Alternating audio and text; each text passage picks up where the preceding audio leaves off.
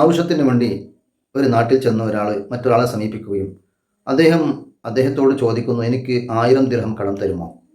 എൻ്റെ ആവശ്യം വിടാൻ വേണ്ടിയാണ് ഞാൻ ചോദിക്കുന്നത്, അത് ഞാൻ നിങ്ങൾക്ക് തിരിച്ചു തരാമെന്ന് പറഞ്ഞു. പക്ഷേ ആ നാട്ടുകാരനല്ലാത്ത വിദേശക്കാരനായ ആൾ ചോദിക്കുകയാണ്, നിങ്ങൾക്ക് ഞാൻ തരുന്ന 1000 ഉറുപ്പിക തിരിച്ചു തരുമെന്നതിന് സാക്ഷി ആരാണ്? ആ സമയത്ത് അദ്ദേഹം പറയുന്നു, ഇലാഹായ അള്ളാഹുവാണ്. അള്ളാഹുവാണെന്ന് പറഞ്ഞ ഉടൻ തന്നെ ഈ പരിശുദ്ധമായ അള്ളാഹുവിൻ്റെ വചനം കേട്ടപ്പോൾ അദ്ദേഹത്തിൻ്റെ ഖൽബിൽ നല്ല ഉറപ്പ് വന്നു. ഇദ്ദേഹം ഏതായാലും തരും, തവക്കുൽ ചെയ്ത റബ്ബിനോടല്ലേ എന്ന് പറഞ്ഞ് 1000 ദിർഹം കൊടുത്തു. അങ്ങനെ 1000 ദിർഹം വാങ്ങി ഇദ്ദേഹത്തിൻ്റെ വീട്ടിൽ വന്നു ആവശ്യം തീർത്തു. തിരിച്ചു കൊടുക്കാൻ നേരത്ത് സുബ്ഹാനല്ലാഹ് ആ ആള് നാട് വിട്ടിട്ടുണ്ട്. കാരണം നാട്ടുകാരനല്ല, അയാൾ വിദേശക്കാരനാണ്. ഏത് വഴിയിലൂടെയാണ് എത്തിക്കേണ്ടത്? ഇന്നത്തെ പോലെ ഒരു സംവിധാനങ്ങളൊന്നും ഇല്ലായിരുന്നു. ആ സമയത്ത് അദ്ദേഹം ഒരു പ്ലാൻ ചെയ്തു.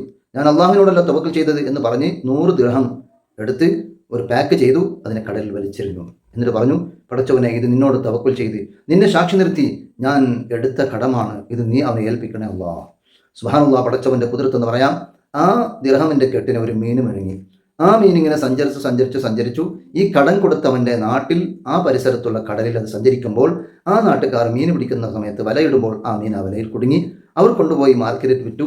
ആ മാർക്കറ്റിൽ അവർ വിൽപ്പന ചെയ്യുന്ന സമയത്ത് ഈ മനുഷ്യൻ മീൻ വാങ്ങാൻ വേണ്ടി വന്നപ്പോൾ അവർ മീനെടുത്തു പോയി. ആ മീൻ കൊണ്ടുപോയി തൻ്റെ ഭാര്യയോട് പറഞ്ഞു, നീ മീൻ മുറിച്ച് കറി വെക്കുക.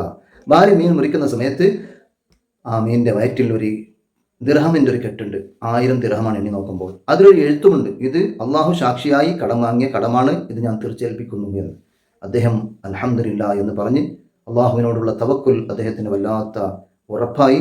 ഈമാൻ വർദ്ധിച്ചു. മയ്യതവക്കൽ അലല്ലാഹി ഫഹുവ ഹസ്ബുഹു.